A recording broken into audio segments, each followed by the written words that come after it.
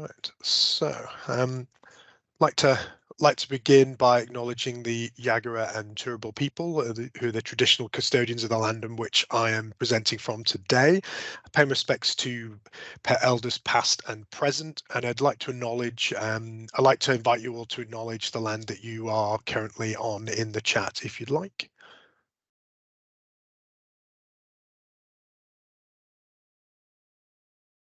So who are QCOS? So really some of you might not be familiar to who we are. Well, QCOS is the peak body for community services sector in Queensland. Our aim is to create positive social change through our work, advocacy and policy development, and engaging with communities in the social services sector. We're a membership-based organisation, and some of you here might be members already, but basically members is or advocacy for our members in the sector is primarily what we do. Comes of some housekeeping. If you wouldn't mind keeping yourself on mute during the presentation, feel free to drop any questions you might have in the chat, and I'll get to them sort of towards the end. I think we just had someone perfect. In terms of who I am, I'm Rich. I'm the communications manager here at QCOS. I come from a marketing communications background, have around 10 years experience in the industry, so I've got plenty of good insights and knowledge to share with you today, so hopefully you'll get some good stuff out of the presentation today. In terms of two campaigns that we currently use social media for, just to set sort of some of the stage. So two primary campaigns we have is Queensland Raise the Age, and we primarily use Facebook, Instagram and LinkedIn to raise the awareness of intervention solutions that don't involve jailing kids. Most recently, we ran a campaign sort of for a week of action, calling on the attorneys general to raise the age of criminal responsibility to 14. And our main goal for that campaign is to gain advocacy and increase our supporter base. Another campaign that we run regularly in social media is Town of Nowhere. Similar to Raise the Age, we use social media to highlight our campaign work, and we also highlight some of the work that our CEO Amy McVie does, so media interviews and that sort of stuff. And the aim with that campaign is to increase our email base and drive donations to our campaign. So some trends to set the scene. So in the last 12 months, we've seen a massive shift towards TikTok and sort of user growth in LinkedIn and then Instagram. The algorithm changes and Musk buying Twitter has seen a big drop in usage across that platform. So we've basically seen a fairly interesting shift away from some of the primary platforms from the past. One thing to note here that we've seen across a lot of social media is that attention and dwell time is dropping, meaning that organic social posts have got a much lower impact from where they used to be. With that trend towards TikTok, we've seen a massive shift towards vertical mobile first short form video content.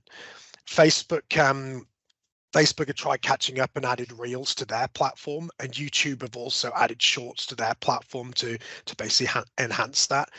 What we've also seen from reporting from Twitter is that globally 100 million users spend at least 13 minutes a day watching vertical video. So it's a big trend and something to basically bear in mind when you're creating content.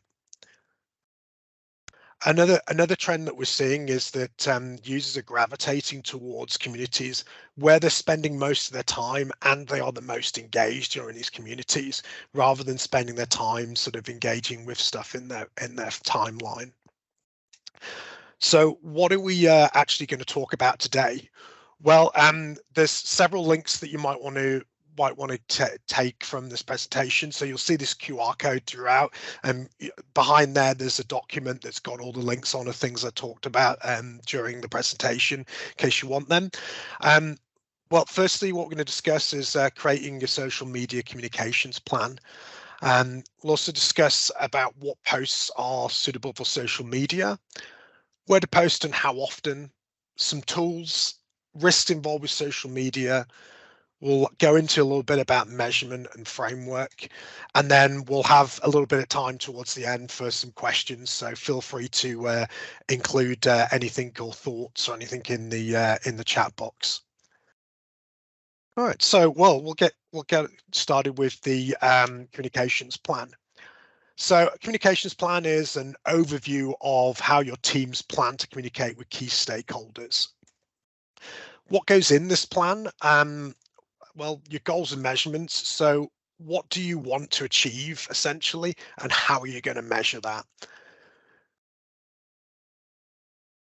You also want to have in there who in the team will do what. So who's responsible for approving things, who's responsible for posting, who's responding to comments. Key messages also go in here. So what do you want to talk about? What are your key talking points? Who is it that you're trying to reach, and what do they want to know about it? The target audience also goes into this plan. So who you're talking to, and and it could even be, if not who you're talking to, who would you like to talk to? So who do you want to reach? You also want to look at which platforms you want to post on. And you also want to have an idea around post frequency, which is sort of how often you want to post. Some hints and tips for creating a successful content plan. Well, you want to use you want to create a calendar. So this could be a simple Excel document, or it could be something more sophisticated like Trello or Monday, or another sort of project management tool. There's several templates you can use, and I would use a collaborative platform so that the rest of your team or the approver can also jump in and be able to sort of view things. I'd take some inspiration from what works with similar organizations. I would say to do an audit of social media accounts you like. There's lots of really good websites out there that can be useful for getting inspiration, and things like Marketing Examples, really good emails, Marketing Examined. They can be good examples of places to get content ideas. And you don't really need to be on every platform. You just need to go where your audience is. So if you find your audience is on LinkedIn, then stay on LinkedIn. Don't feel like you have to be on every platform. The other thing before you get started is you want to audit your content.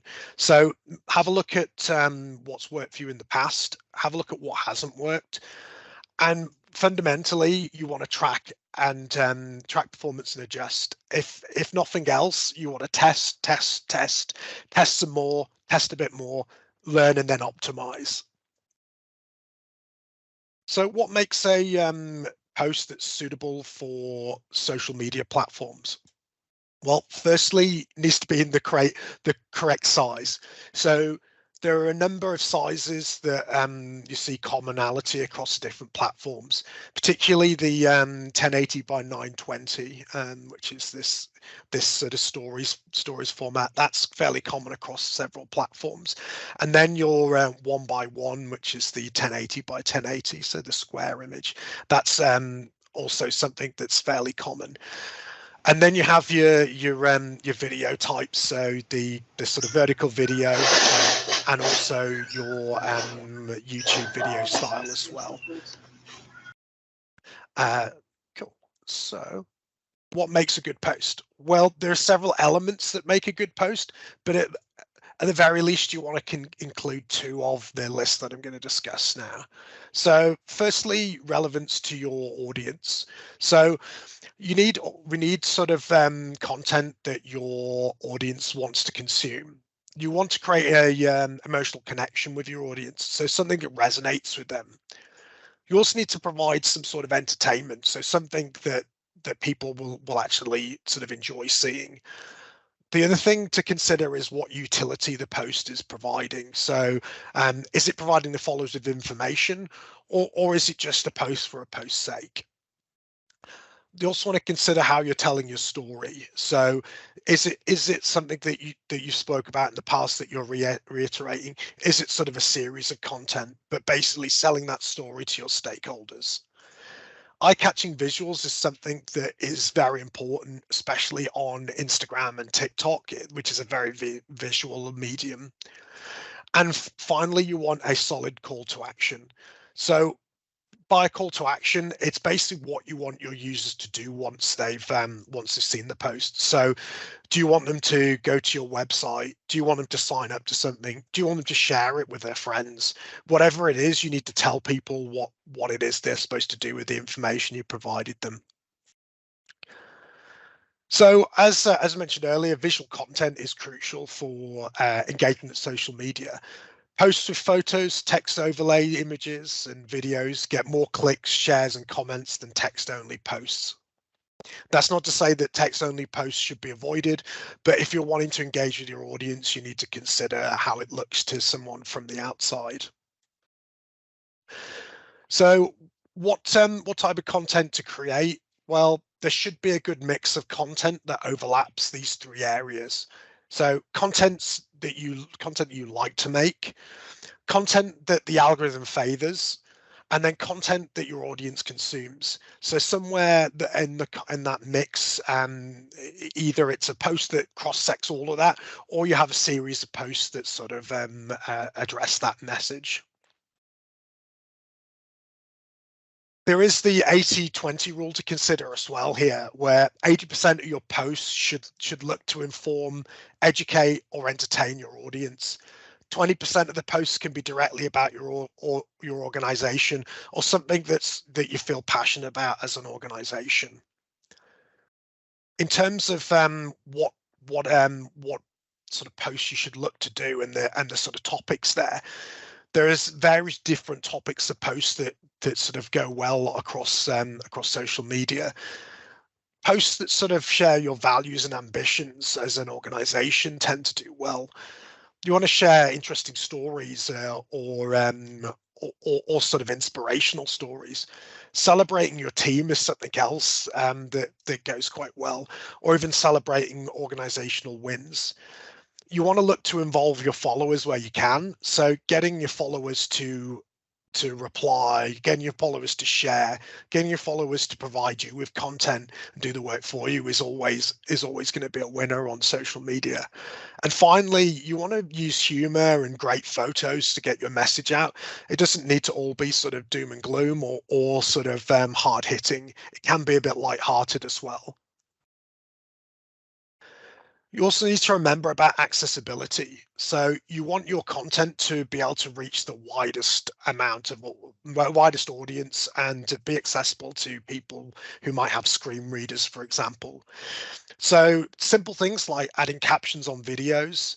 And while some platforms add these automatically, you can, and there is a need to kind of do this yourself.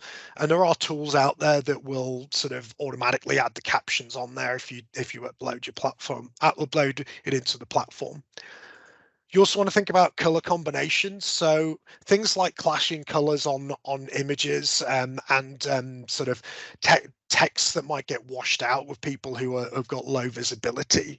So I would use a tool like WebAIM's contrast checker, and that'll tell you if your color combinations are problematic. I'd also consider the use of emojis. They may interrupt what the person is seeing if they've got a screen reader. It might interpret that emoji and then pop that over the top. So an example here would be someone trying to read your post, and then sort of part way through the screen reader then starts reading out the emoji in the middle of the sentence, which is quite disrupting. You also want to look at if you want to sort of consider plain language and like cutting jargon and acronyms, because not everyone is going to be aware of the latest sort of talk in your sector. And I'd also consider the awareness of the audience. For example, your LinkedIn audience might be more aware of a topic than your Instagram audience, who might not be aware of the latest goings on in that are specific to your campaign. So when we talk about organic versus paid, and you may have seen organic being on a slide a little bit earlier, I thought it'd be a good idea to explain this to people who might not be aware of what it is. So organic essentially is like word of mouth marketing. It primarily targeting people who already know your organization. And it leverages tools like SEO, which is search engine optimization, social media, and other channels to increase brand awareness amongst your followers. Whereas paid marketing is more sales like marketing. It uses things like paid search ads, sponsored posts, and display ads to reach a targeted audience and get them to take an action and convert quickly. And these are typically people who might not be aware of who you are in the first instance. So how often should you post and where should you post?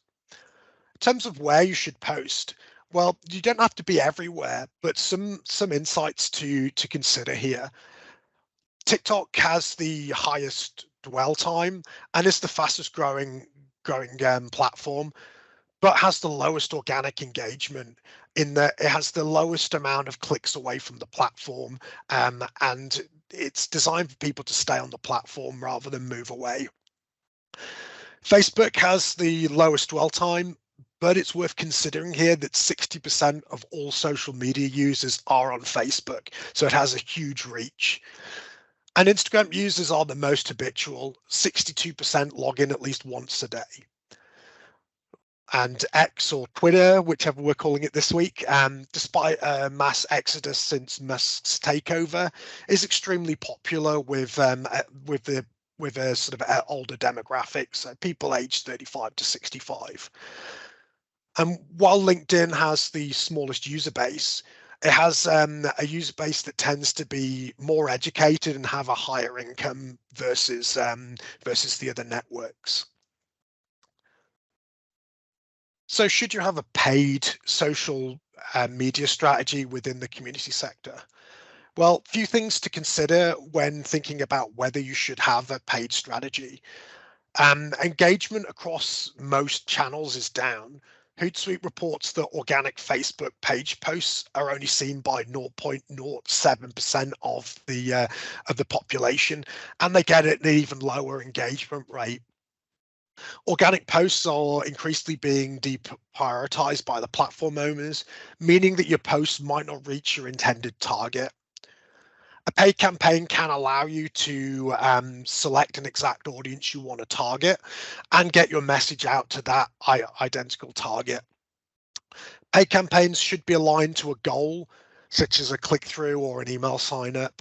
And it's worth remembering that you don't necessarily need a big budget. A small budget, even $20 to $50, could double, if not triple, your reach amongst a targeted audience.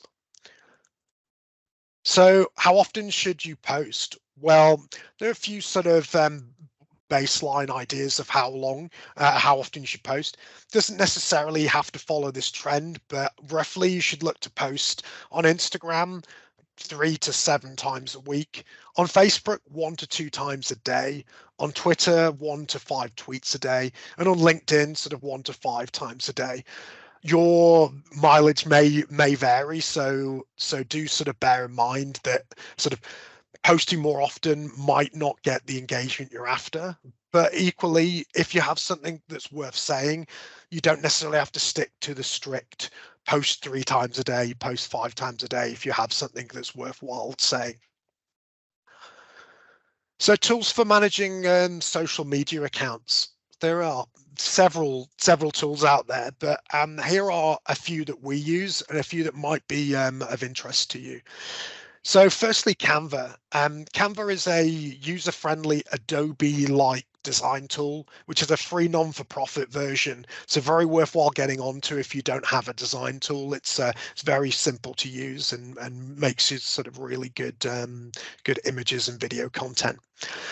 Meta Business Suite, it's a free tool for managing Facebook and Instagram content scheduling and community management. And this is basically a free tool that you can access. ChatGPT, and I'll talk about AI a little bit later on, is an AI text prompt tool that can be used for managing and creating content.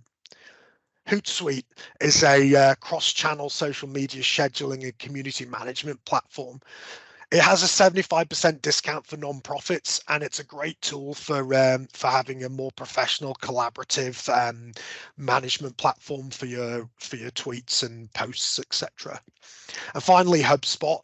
If you're needing something that's a all-in-one management platform for all your marketing activities, it can be a good thing to use. You can manage things like social media, your emails, your search engine optimization, and your paid marketing as well.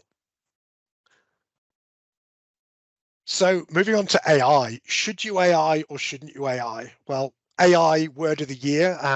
It depends, basically. I would say start with a goal, but start small. See how AI can save you time, but don't run before you walk. AI is a great tool for ideation, but it still needs human quality control, and it's prone to errors and mistakes. So do be aware of that. AI can be great to get sort of fast results. It can shortcut things like copy tests and post optimization, for example. It can be great for repurposing content. So it can be a tool for making new short form content from long form content, or even long form content from your short form content.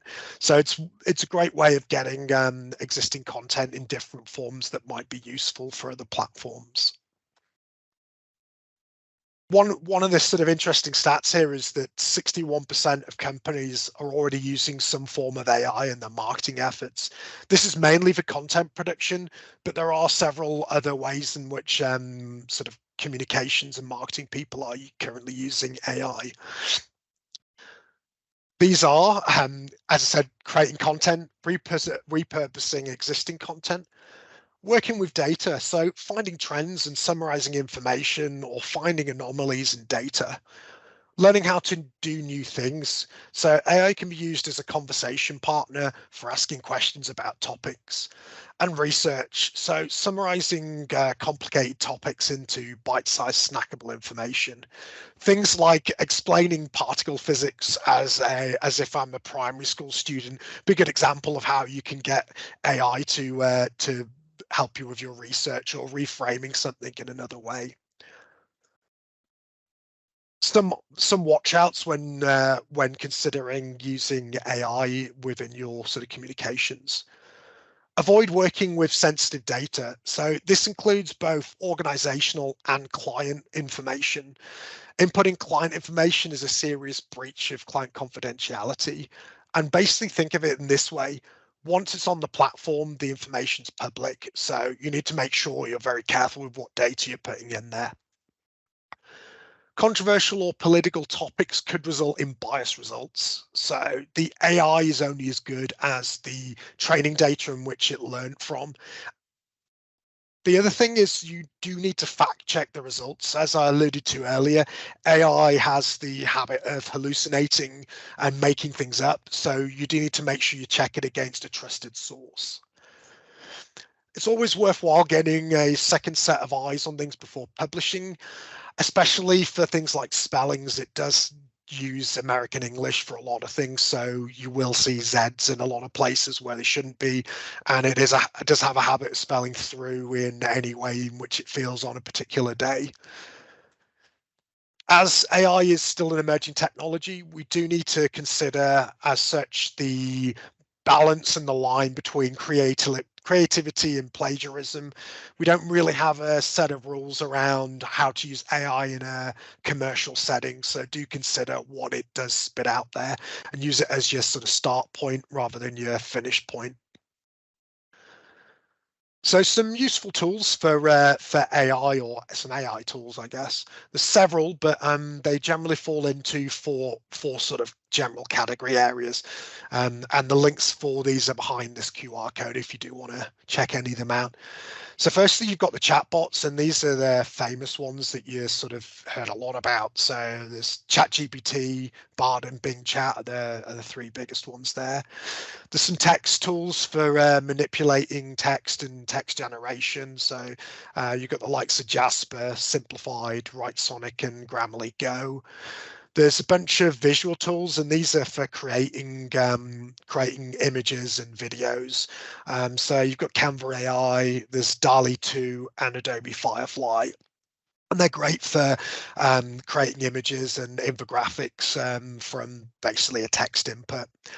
And then you've got some audio tools like Speechify and Natural Reader and Amazon Polly, and these are great for creating voiceovers and processing text to speech in a natural language form, which is really useful if you've not got someone who can record or not got the tools to record things. So some of the risks when looking at social media and things you've got to consider. Firstly, as a page owner, you are responsible for the comments that appear on your page. So there was a recent High Court decision between Fairfax Media and Volla, and basically what it said was that the onus for the comments by a third party about Mr. Volla on one of Fairfax Media's pages was defamatory, and Fairfax were therefore responsible for that comment. So you need to be aware of stuff that is posted there. There is a useful training program run by Justice Connect on social media in the law, and I recommend checking that out if you do need a bit more guidance around where you stand from a legal standpoint.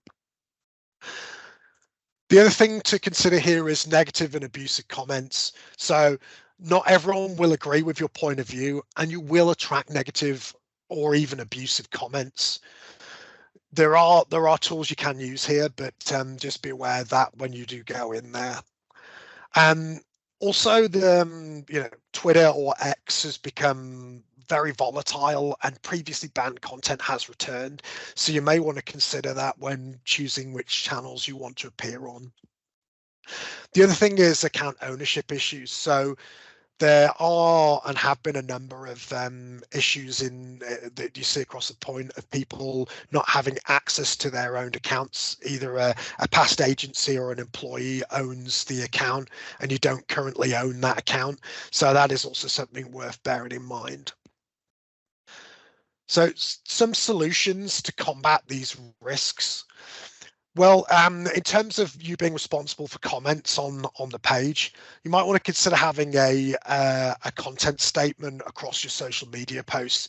So for QCOS, we have this boilerplate statement across our social media, whereby we will take anything down, and if it is posted there that might be abusive or offensive or defamatory, and that's sort of a catch-all, so people are aware that that's our stance.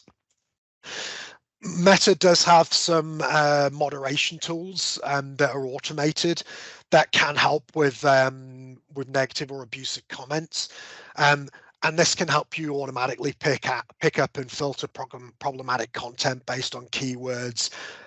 But it does also automatically filter out some things like profanity if that's something you don't want to have on your page, and you can also lock things down if you don't want people to be able to comment on certain problematic tools. And I would also say you don't necessarily, like I said earlier, you don't necessarily have to be on every platform.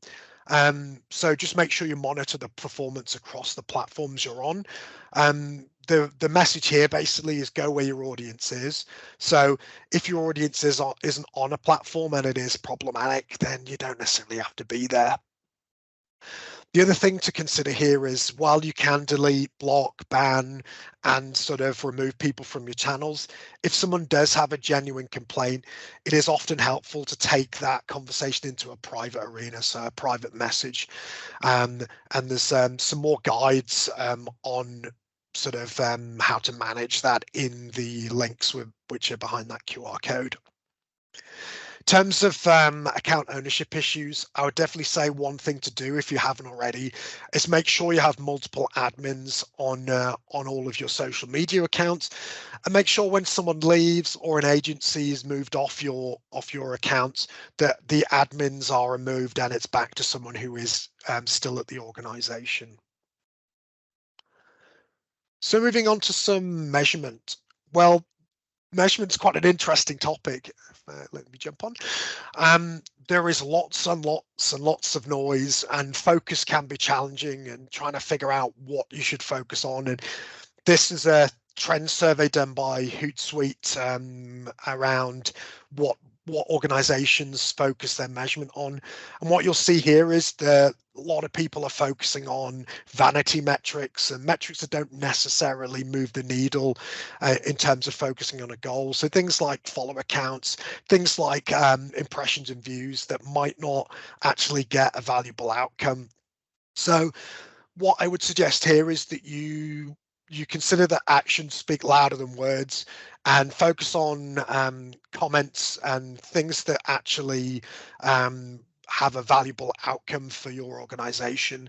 So things like engagements, which could be sort of shares, likes, clicks, comments on your stuff, traffic to your website, leads, which could come in the form of mail sign-ups and people filling out surveys for you, and sales and revenue, which might be donations in our arena, or sort of any merch that you might have to sell. It could even be things like sentiment or share of voice. The message here is basically focus on things that produce valuable outcomes for your organization. So what would I say to manage success? Well, start with a goal, focus on valuable outcomes. Actions that drive valuable outcomes could include things like likes, comments, shares. Could be actions like clicks, engagements, email signups, and form fills. Another success metric might be the distribution amongst third parties. So this is your sort of earned media piece. So this is other people reposting your posts, or even like sort of external media outlets publishing your content. So they're just a few ways of how you might want to measure success for your organization. And that sort of about wraps up the content I had. So I'll jump in and see if anyone has any questions. And I'll see if there's anything in the chat. I don't think there's many. I don't know if anyone has any questions.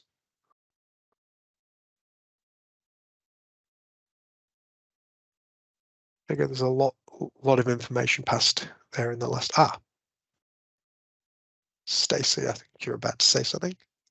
I was just looking at Helen's comment. Thanks, Rich. I was just interested from a general sector development perspective here at QCOS about any particular challenges that you have around, you've obviously come today with wanting some general tips around using social media in your work, but was there anything else that you consider to be challenging in your work as far as communicating impact, getting engagement from service users, that kind of thing, from the perspective of comms officers?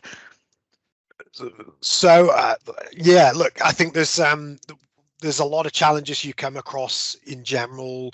One being budget is always a big interesting challenge, particularly as we don't necessarily have huge amounts of money to spend on things, so it does, things can get lost against some of the more influential organizations out there. The other thing is, as alluded to earlier in the slides, is sort of being able to reach beyond where you currently sit. So having a post which you may think is the greatest thing ever, but getting it out to the right people, and having people actually pick it up and understand the message. And I guess linked to that is the negative feedback that you might get.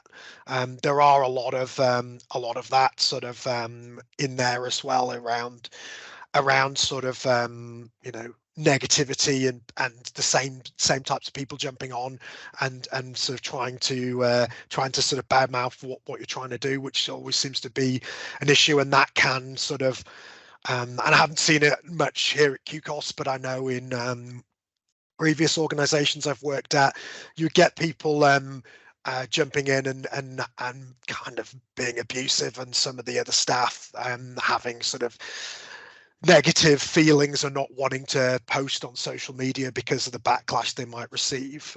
So that was sort of one of the things I'd come across.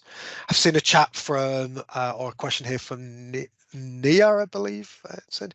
So the question is, how can you avoid shadow banning and unable to create ads in the sexual and reproductive health space, as this happens especially with Meta?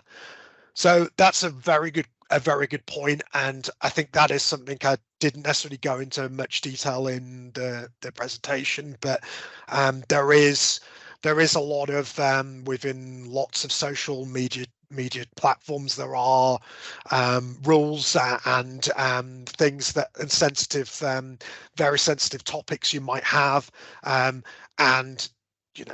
things where you might have deprioritized reach. So there's two sides to it, I guess. There's the organic side and the paid side.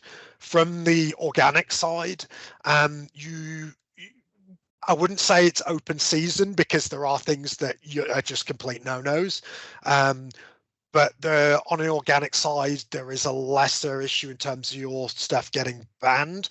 It might not have the same reach if it's around a sensitive topic, which is perhaps built in there, and it's kind of difficult to get across that if you are calling out something that is a sensitive topic. You can try and allude to things, and maybe it's the idea here is to try and get people onto channels that you own. So whether that is sharing some research that points people to a wider piece around sort of the topic, or just being smart with infographics and things like that. But it is a very difficult topic to try and, or a very difficult thing to get across.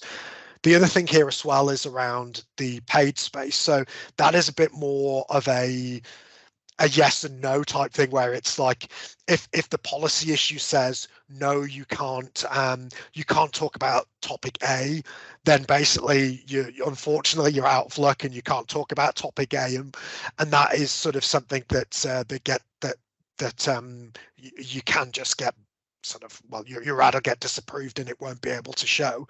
So there are a number of things, and I think each channel has their own sort of policy guidelines across the piece around what you can and can't say, and things you can and can't talk about in paid advertising and on their own platform.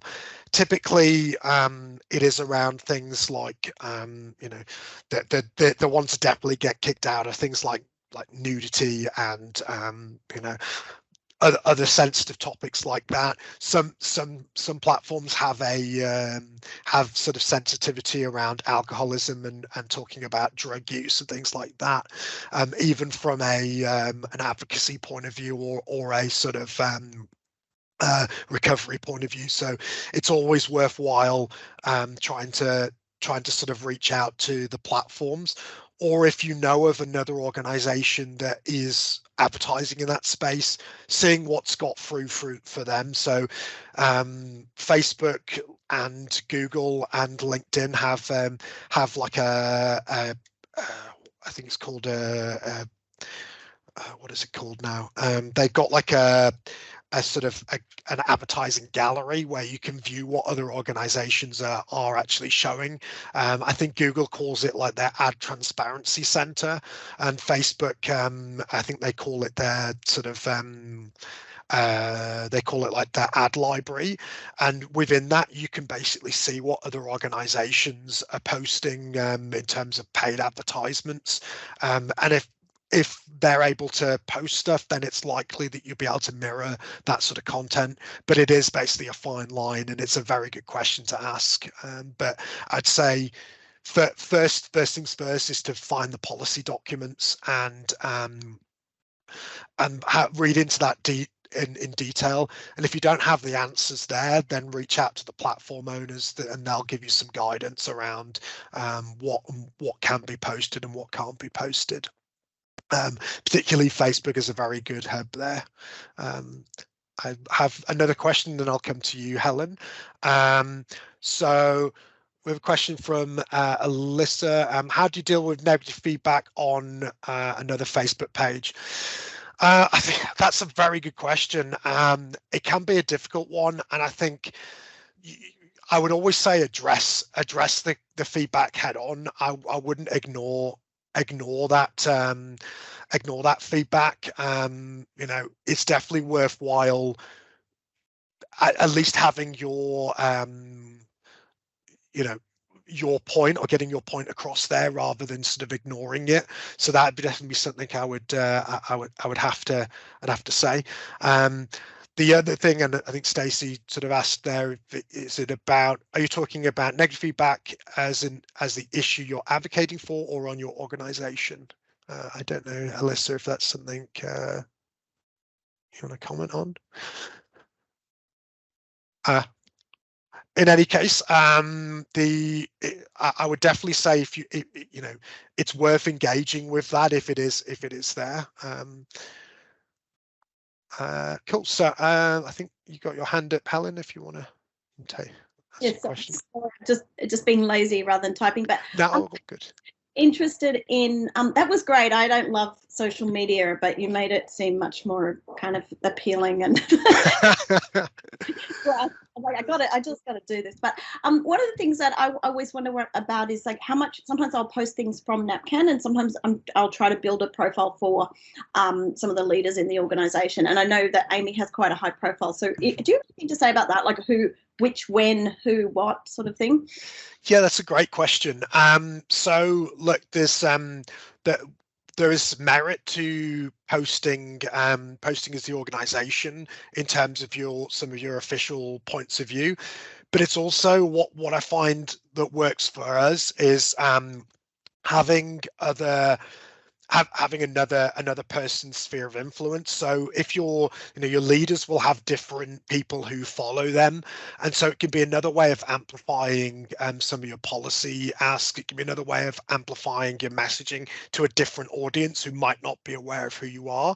So it's definitely a great way of kind of spinning that out. In terms of when and what, it depends on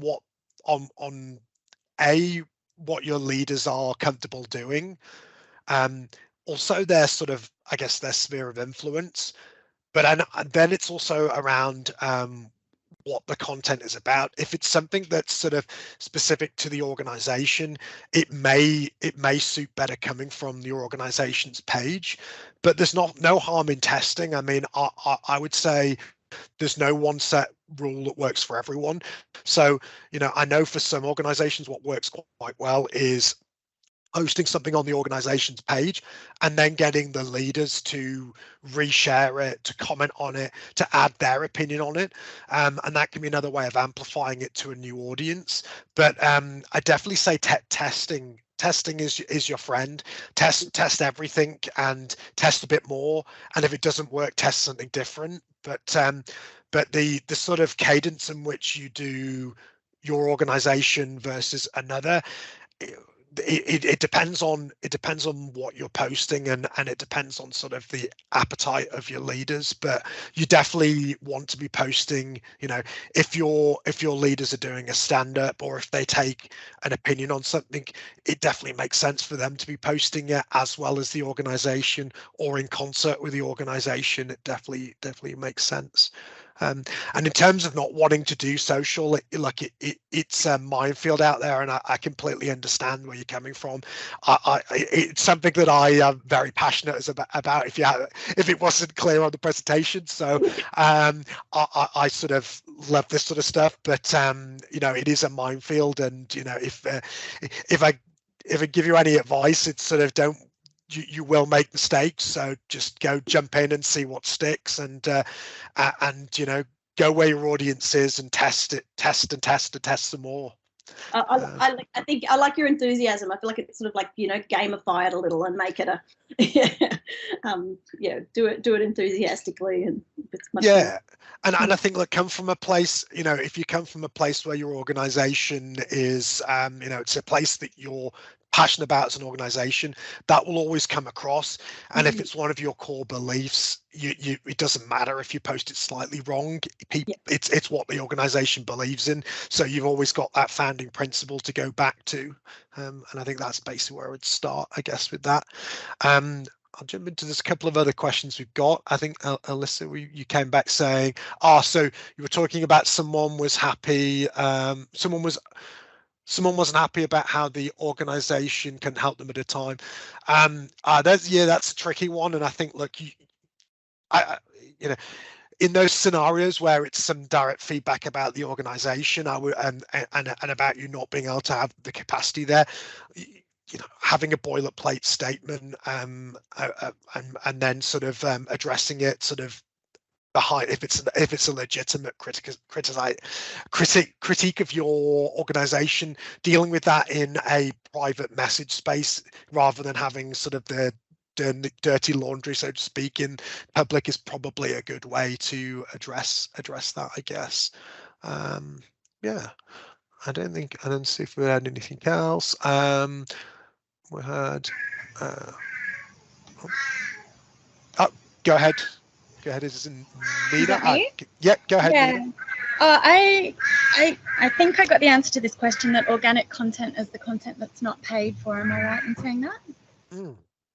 Yes, yeah. So if I jump to, I don't know if I think I had a slide. So yeah, so this slide here, your organic versus paid. So yeah, your organic content essentially is it's basically like speaking on your on like word of mouth. So it's like people who already are aware of you, who know who you are and probably follow you already. So it's basically reaching an engaged audience more likely, whereas paid is more sort of reaching out to people who don't necessarily know who you are, and so it's like targeting like a broad brush of people within sort of a defined sort of space, I guess. Thanks. I had another question. I don't know. Yeah, if you go ahead. Go. It was just in regard to the algorithms, because I recently saw an interesting video on how the algorithms work, and I'm wondering if it's too hard for you to give us some tips on that now, or yeah, or if you could point us to some resources, because that I think is important too. Yeah, sure. So yeah, there's lots of stuff around that out there on social media algorithms. It's worthwhile looking into. I would definitely say there's a few items to consider here. Firstly, they change all the time. That is the first thing. So what might have worked for you a year ago is not necessarily going to work tomorrow. But in general, they prioritize, and it varies per platform, but in general, they prioritize content that's getting engagement. So things that are getting reshared, that's getting likes, that's getting comments, that's getting sort of like people sharing it, that's the stuff in general that the algorithms favor. There's a few other things that is currently flavor of the month. So short form video content tends to work at the moment, which is kind of interesting. But what I would say is there's a wealth of resources out there. I'd have a look at some of the marketing blogs out there. There's a few really good ones that are more sort of around that are for more commercial organizations, but they all have sort of hints and tips that you can take away for your own use. So there's things like ones that I follow quite a lot because they basically need people to engage with them. There's a newsletter called Direct to Consumer, and it's essentially around people who have e-commerce stores. And while the topic isn't necessarily relevant to us, they live and die on basically people seeing their content, clicking through and buying stuff. So stealing some of their tactics and things that work for them can basically work for us for getting donations, for getting people to click through and like and subscribe and all that sort of jazz. So that'd be one. And there's also a few that I put in that QR code, which if I jump onto the next slide, that the useful links there.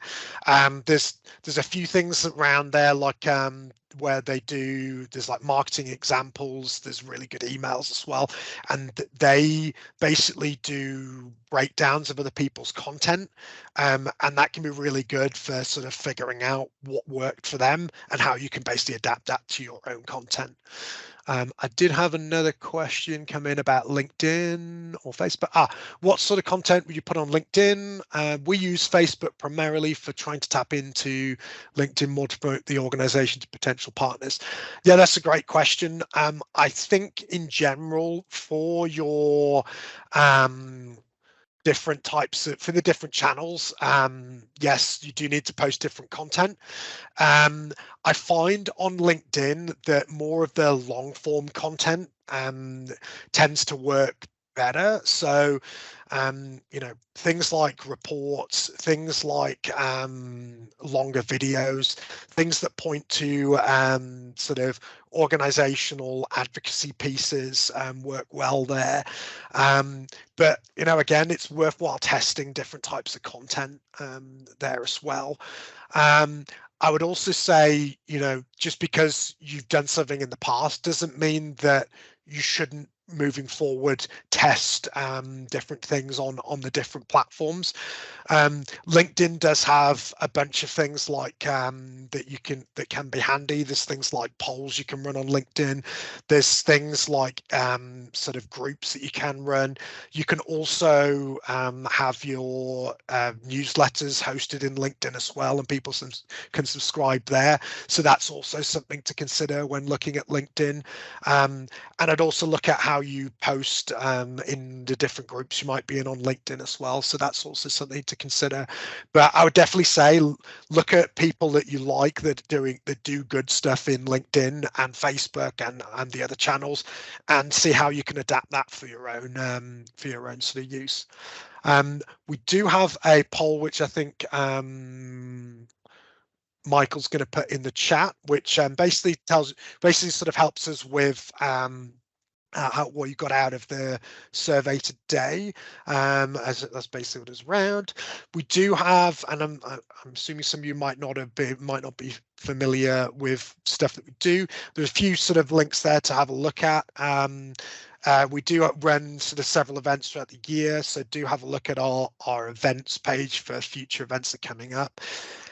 We've got a great set of free resources in Community Hub, so please sort of have a look there and see what sort of things that might be relevant there for you. We do run various different campaigns, which I touched on sort of a little bit earlier. If you are interested in finding a bit more about our campaigns, do have a look at our campaign pages. And there is also sort of a bunch of resources on our website as well that you can have a look at there as well. So please do sort of have a look. Afterwards, we'll send you a follow-up with some of the links and a few other things. And do feel free to reach out to me if you do have questions sort of on the back of the presentation. I think I do have a slide with that on there as well somewhere. Yeah, there you go. There's my email. So if you do have any questions that we didn't manage to get to, please do reach out to me. Or if you have any thoughts or ideas, again, yeah, reach out to me. I'm always interested in talking about social media and how we can sort of get better at things. So yeah, that's me. So yeah, thanks a lot for your time, and yeah, enjoy the rest of your afternoon. Thank you. No worries. Thanks, everyone.